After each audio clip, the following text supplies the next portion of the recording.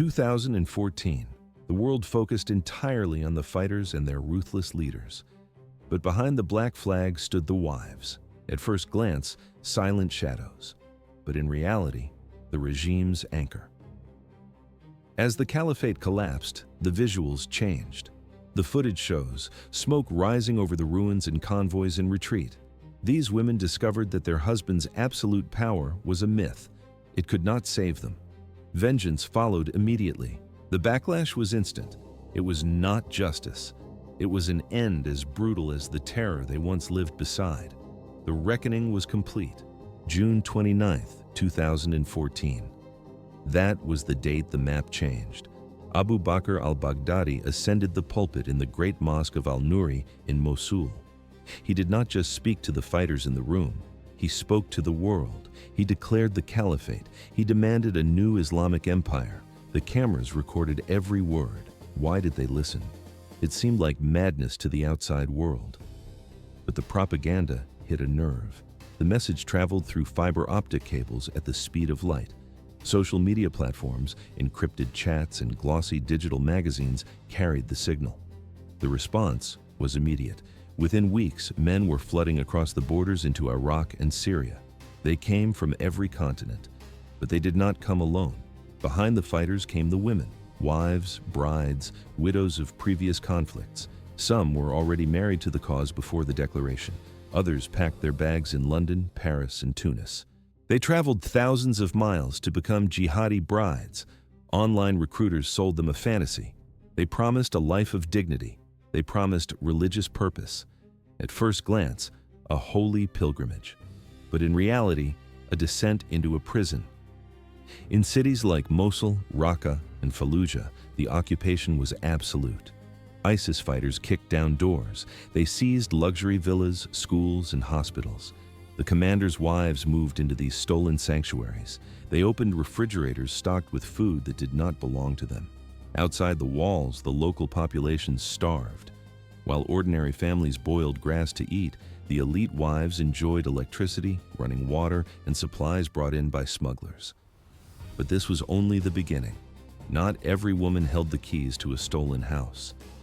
For Yazidi and Christian women, the caliphate offered only chains.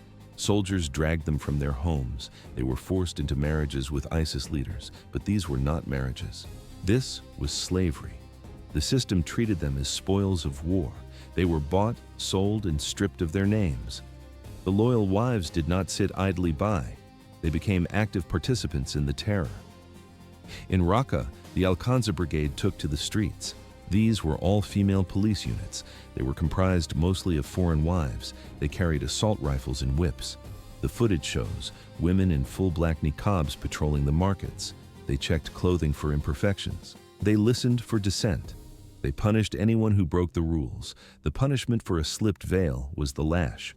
The punishment for defiance was a prison cell or a bullet. The locals feared these women just as much as they feared the men. By 2015, the scale of the migration was clear. Intelligence agencies tracked the numbers. More than 4,700 foreign women had crossed into the war zone. They came from Tunisia, France, Germany, Russia, and the United Kingdom.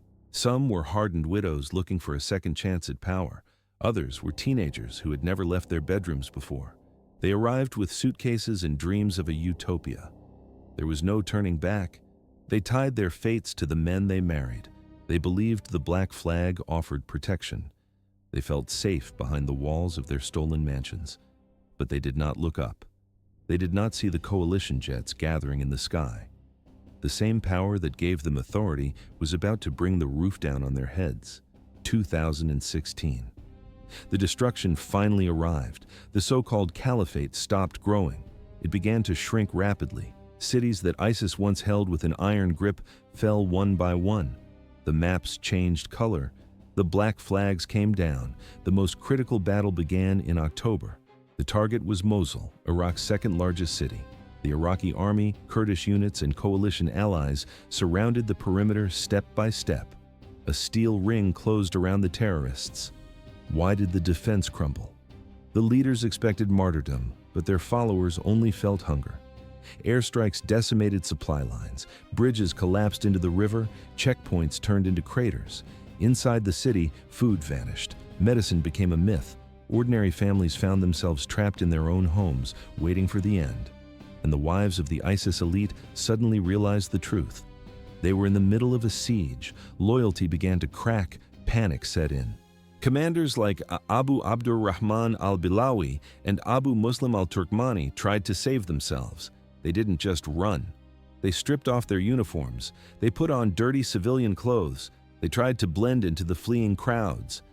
At first glance, innocent refugees, but in reality, high-ranking executioners. The disguise failed. The people recognized them. These locals had lost brothers, fathers, and children to ISIS swords. Rage took over. The crowd did not wait for the police. They used fists, stones, and debris. Some commanders were beaten to death right on the pavement. For the victims' families, this was revenge. For the women watching, it was a brutal end to years of privilege. But the horror was not over. The old city of Mosul became the hardest battleground. The fighting moved into the narrow alleys. Tanks could not enter here. It was a war of infantry and grenades. The footage shows families packed into dark, damp cellars. Women clutched their children tight. The ground shook from the bombs falling above. Dust fell from the ceiling with every explosion. Some women ran out, begging Iraqi soldiers to spare them. They hoped their children could survive, even if they faced prison. But others made a different choice. A number of ISIS wives strapped heavy suicide belts around their waists. They did not run. They waited in the shadows. They waited for the moment the soldiers kicked down the door. The trigger clicked. They blew themselves up. The blast killed advancing troops. It killed neighbors. It killed their own children. Their deaths did not resemble the propaganda videos. There was no honor. There was no safety. Their last hours were spent in filthy basements with the sound of artillery hammering the walls. The city became their tomb. 2014 to 2017. While Mosul crumbled into dust, Raqqa remained the beating heart of the caliphate. This was the self-declared capital. Orders were issued from these streets. Propaganda videos were filmed in these squares. The most powerful commanders brought their families here, believing they were untouchable. Why did they feel safe here? It seemed impregnable. But that was an illusion. By 2017, the trap snapped shut. The Syrian Democratic Forces surrounded the perimeter. Above them, American heavy bombers circled. The sound of explosions became the city's new rhythm. For the wives of the commanders, the capital transformed. It wasn't a sanctuary anymore. It was a cage. The city was suffocating. Thousands of fighters had relocated their families, convinced that Raqqa was the final fortress. They occupied mansions. They took over government buildings. They seized stolen homes and filled them with wives and children. At first glance, a functioning city, but in reality, a waiting room for death. Some women lived in luxury. Smugglers brought them fresh food, medicine, and supplies. Others were less lucky. They huddled in crumbling basements, hiding from the shockwaves that rattled the foundations daily. One name stood out: Turki al-Binali. He was a cleric from Bahrain, the chief religious scholar of the group. He moved his wife and children constantly, shifting from one safe house to another to evade intelligence. But surveillance is patient. Events accelerated. May 2017. A single airstrike hit his location. Al-Binali was dead instantly. His widow didn't wait to mourn. She gathered the children and ran. But escape was impossible. The camera records the discovery. Kurdish soldiers with flashlights searching the dark. She was found in the underground tunnels. These concrete networks were the last refuge for the elite families. She was captured alive. Other women never reached the tunnels. As the siege tightened, the local population looked at their oppressors. Civilians who had starved under the black flag saw an opening. They knew exactly which houses belonged to the leadership. There was no turning back. Fear turned into rage. Mobs dragged suspected wives from their hiding places. Mercy was absent. Some were beaten on the pavement. Others were burned alive in the same public squares where the group once held executions. The cycle closed. An era of terror ended in an explosion of pure vengeance. 2018. That was the year the map finally changed. The caliphate was falling apart, losing city after city. What was once a vast empire stretching across Iraq and Syria collapsed into nothing. It shrank to isolated patches of scorching desert and broken towns. Deir az-Zor became the last stronghold. Fighters did not surrender. They packed their wives and children into trucks and fled to small villages along the Euphrates River. They moved constantly. They ran from airstrikes. They ran from the advancing infantry troops. For the women, the illusion of power vanished. Life was stripped of all luxury. Many ended up behind barbed wire. Detention centers like Al-Hol and Raj began to swell. The footage shows rows of white tents stretching to the horizon. Turkish forces guarded the perimeter. These camps quickly filled with tens of thousands of women and children. Life inside was a slow death. In winter, the ground turned to freezing mud. In summer, the heat was unbearable. Food was a rare commodity. Often, it was just a handful of rice, some lentils, or stale bread.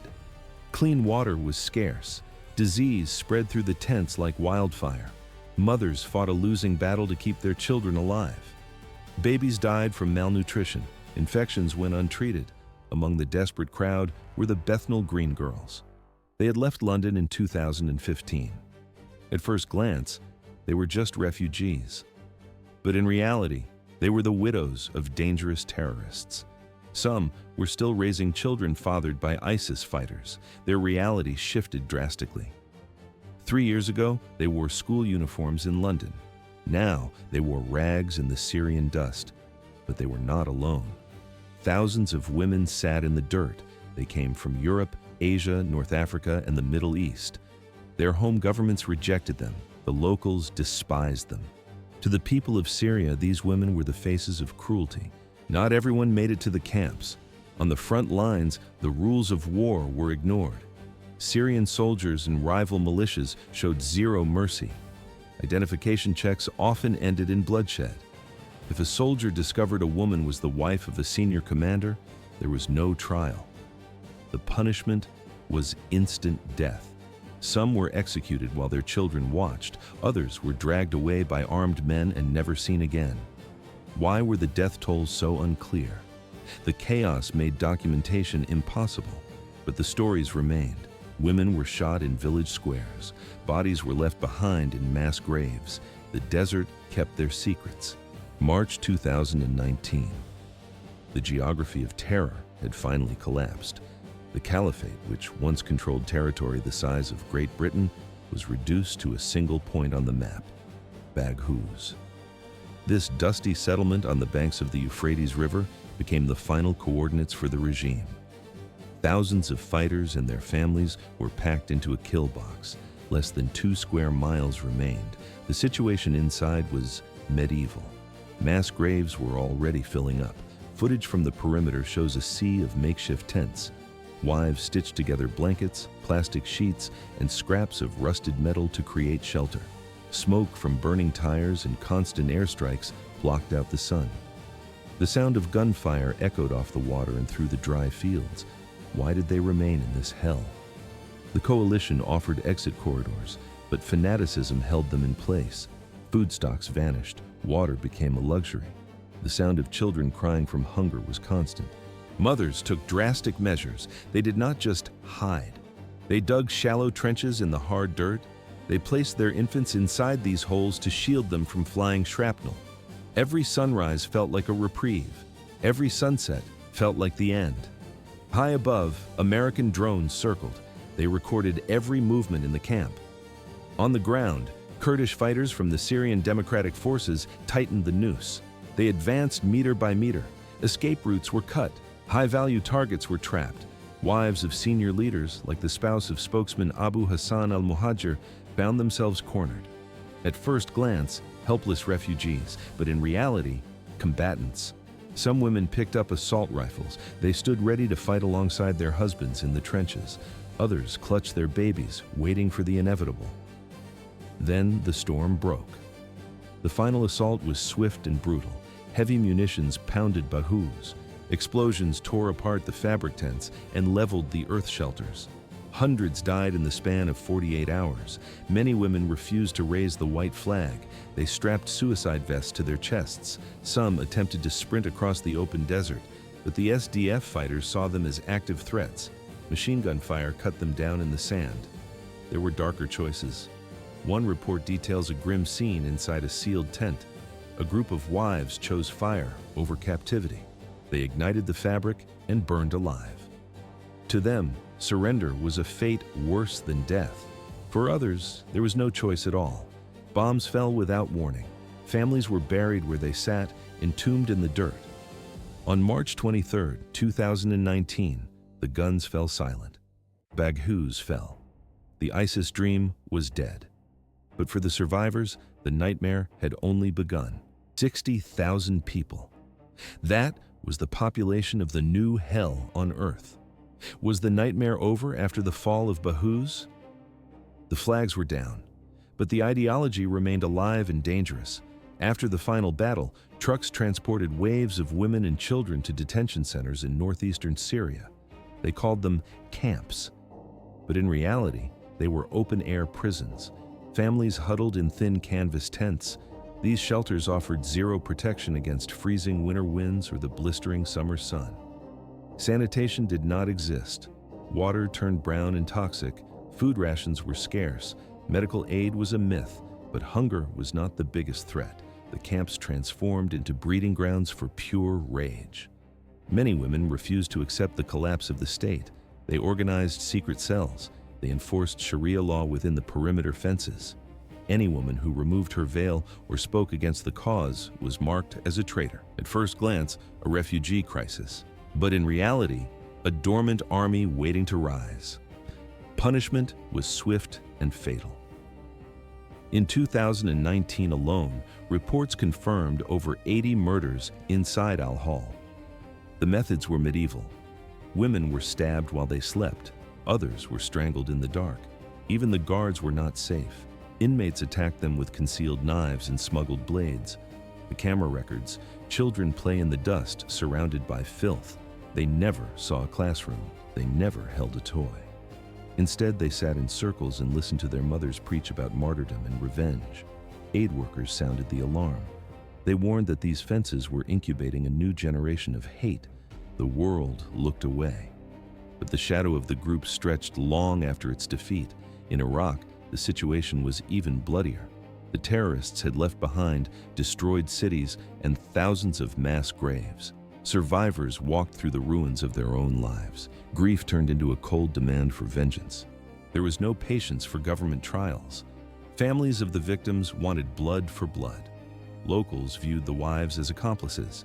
They believed these women had helped recruit fighters, collected taxes, and identified neighbors for execution.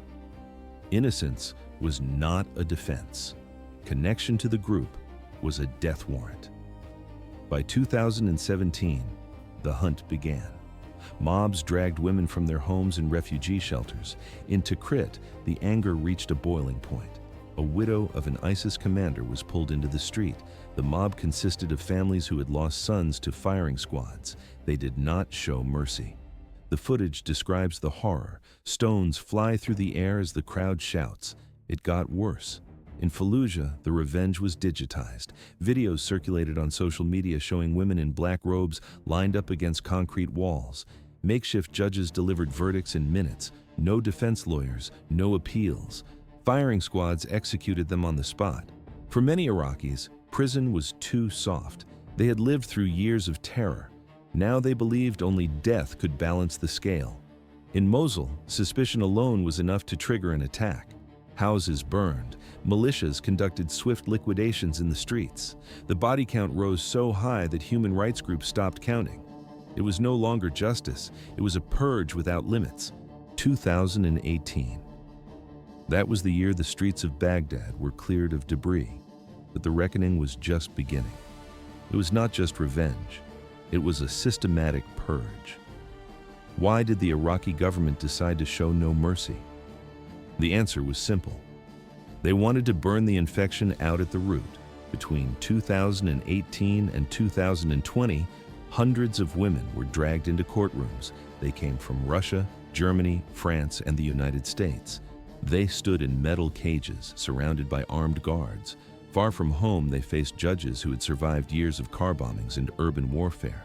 The footage shows A woman in a black abaya standing before a wooden bench. She looks exhausted. The judge looks indifferent. These trials were not deliberations, they were assembly lines. Most hearings lasted less than 10 minutes. There were no eloquent attorneys, no piles of evidence. The judge asked a single question. Was she married to an ISIS fighter? If the answer was yes, the gavel came down. That signature on a marriage certificate was enough. At first glance, a legal proceeding. But in reality, a rubber stamp for execution. The consequences were immediate. In 2018, a 20-year-old Russian woman admitted to joining her husband in Mosul. She was taken from the courtroom and hanged. In 2017, a German national faced the same tribunal. She claimed she only cooked and cleaned. The court did not care. She received the death penalty. Dozens from France, Turkey, and Central Asia followed her path. To the Iraqi people, these women were not helpless victims. They were active components of the terror apparatus that had slaughtered thousands. But death wasn't the only outcome. Those who escaped execution were thrown into general population prisons. The smell of rot and unwashed bodies filled the air. Beatings were daily rituals. Torture was standard procedure.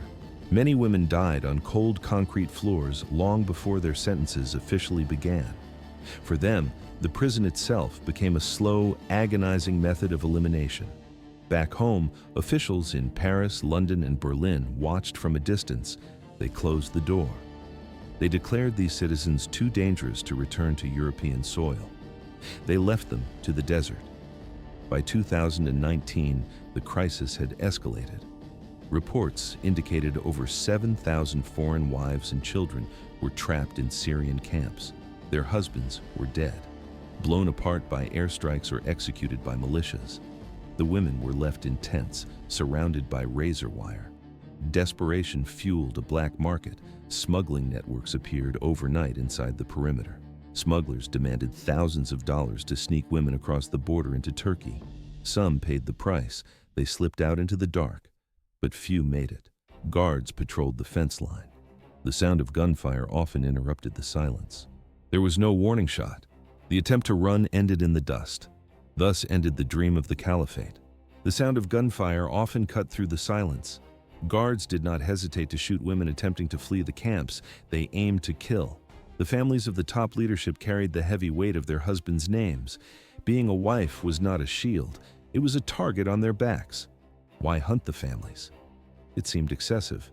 But for the enemies of the group, the bloodline itself was a threat that had to be erased. October 26, 2019. U.S. Special Forces descended on a compound in Idlib.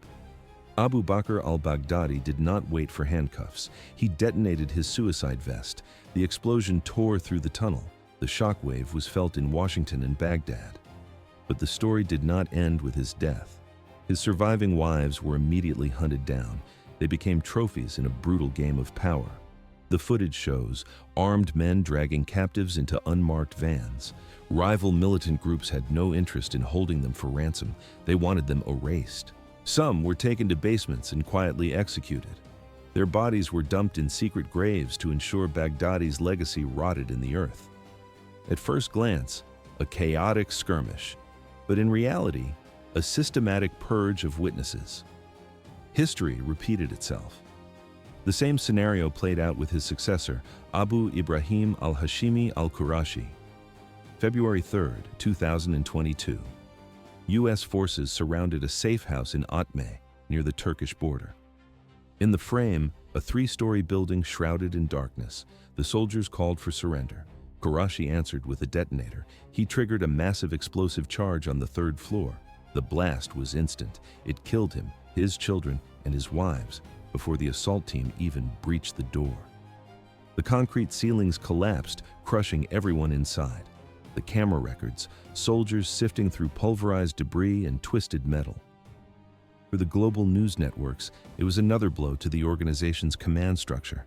For the families inside the walls, it was a death without dignity. They were buried in a mix of gray dust and blood. Today, the wives of these leaders are scattered. Some rot in unmarked graves. Others sit in crowded prisons or dusty detention camps. Very few remain alive. Most met their last hours in absolute pain.